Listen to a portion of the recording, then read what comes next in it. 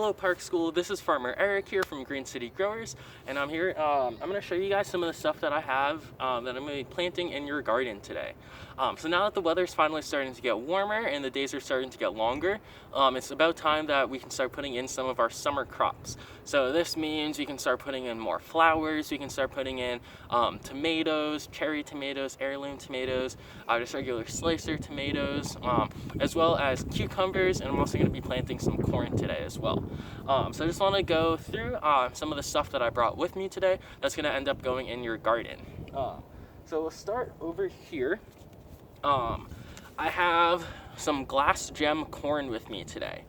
So glass gem corn is an ornamental variety of corn, so it's not for directly eating. You can when it's harvested, you mainly use it for popcorn or for decoration or something like that. So instead of having the typical nice yellow kernels and how they're normally soft if you're eating like sweet corn, these ones are going to be nice and hard, and they're also something pretty cool about this corn, glass gem, is because it's an ornamental, it's gonna all of the kernels are gonna end up being a bunch of different colors, so we'll end up with some cool rainbow corn. And I have another flat of this that's gonna end up going in the milk crate section all the way over there with the garlic, potatoes, radishes, and beets. So I'm going to be planting some of those today. Next up, I have some tomatoes. I have a few different varieties with me today. So the first is Valley Girl tomatoes. These are some of our typical, just regular slicing tomatoes. We got some nice big red orbs coming out of these ones. So I'm going to plant a couple of these plants along the trellises. I also have some heirloom tomatoes as well. These ones are called Brandywine tomatoes. So something kind of interesting about these, the shape of the leaf is a little bit different than what our normal tomatoes look like. So this is our heirloom, and then this is our regular tomatoes. So these ones actually have sort of like potato-shaped leaves, which is pretty interesting. But yeah, these ones will be sort of a nice reddish color, but when the main thing that makes them kind of interesting is when we cut them open, all the little pockets inside where the seeds are kept are going to be smaller, and we're going to have a lot more flesh and a lot more meat with our tomato. So we're going to be growing some of these along the trellising as well. I have a few different types of cucumbers with me today.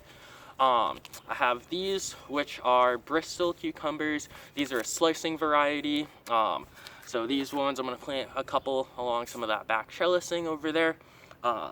So those ones will be about this big when they're ready to harvest. Nice dark green color. Shouldn't have too many spines on them. And even if they do, once you just rinse that off in some water, they'll wash right away. So we have those. We also have another variety of cucumber. It's called Striped Armenian. These ones are going to be a little bit different. They're more of like a specialty variety of cucumber. They are typically, they're pretty big, so they'll be about like 1.5 to 2 feet long.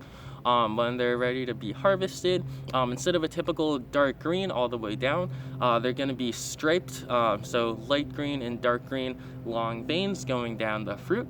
And something else kind of cool about them is that they're a little bit fuzzy, so they aren't going to be smooth like our typical cucumbers. And to finish up, I'm going to be planting some flowers to add a nice splash of color to the garden. I have some zinnias. I have some rudbeckia, I have some straw flower, and I also have a few different types of sunflower, just the regular mammoth sunflowers, as well as a few other varieties that I'm going to be trying to find some space to plant those today. And I like planting flowers in the garden as well. So not only does it add some nice color to the garden, it adds like a nice splash of color, compared to just all the green that we're going to be seeing. It also helps attract pollinators, which is good for everyone. So yeah, that's a little bit of what I'm going to be doing in your garden today, and looking forward to next time.